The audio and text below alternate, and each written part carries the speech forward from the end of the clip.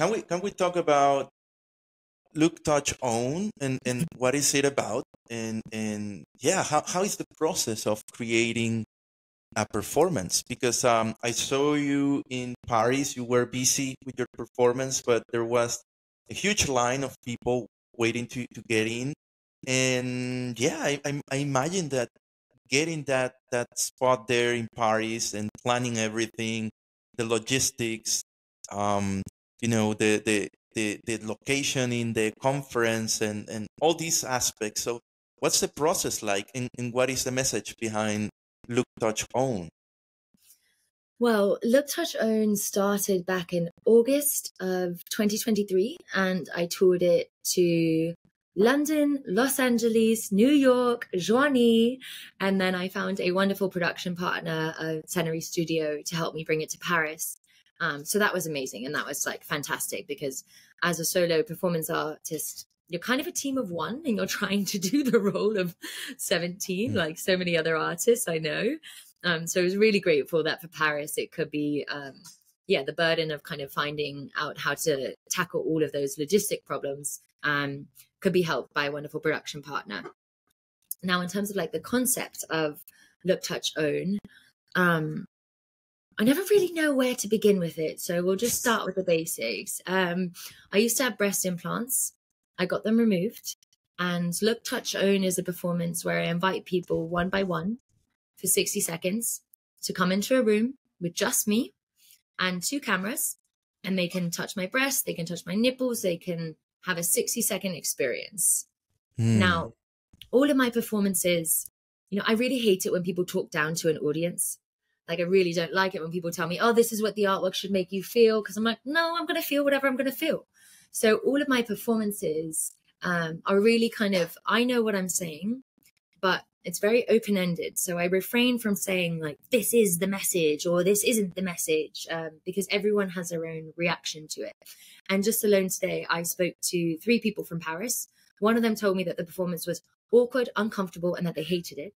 Another told me that it was precious and super serene and that it was like healing for them. And another told me that it was completely meditative. So in that reaction, right, like in planning a performance, I account for every array of how people could respond. I make the framework super tight, but people have their own ways of seeing. They have their own thought processes. They have their own backgrounds. For instance, people who come from a very religious background, this performance is somewhat challenging because there's nudity and they might have much more of a conservative approach. So kind of get everything on there. And, oh, here's a good one. In terms of how do you kind of like analyze a performance, or how do you go to thinking about a performance, especially one like Look, Touch, Own? Everyone understands generative art within our community, right? The coder builds the code, they make the script, they more or less have a spectrum of how they think that people will interact. And in that code, they account for every single array.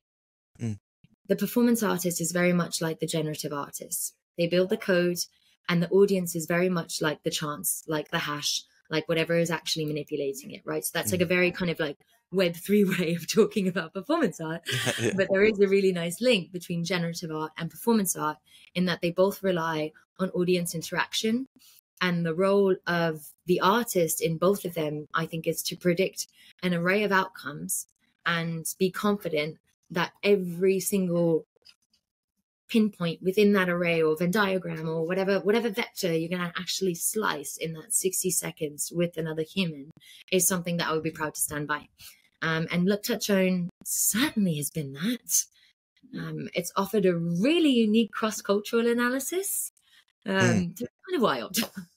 Yeah, I can imagine, because it must be different in every city, right? What the reactions from the participants, right? Are there any crazy stories from this performance? I have too many crazy stories. In London, for instance, British people tend to be quite conservative. So in London, like, everyone was shocked by the scars and most people stood very far away from me. Then I took the performance to Los Angeles, and in Los Angeles, Like multiple people tried to heal me.